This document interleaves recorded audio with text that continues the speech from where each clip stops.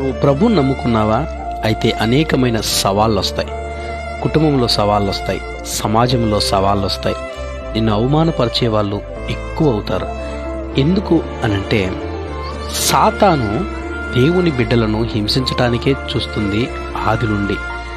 దేవునితో ఎవరైతే కనెక్ట్ అవుతారో సాతానుకు నచ్చదు. అప్పటి నుండే వాడు నీ మీద పగబట్టి నీ మీద ఒక సవాలును తీసుకుని వస్తాడు.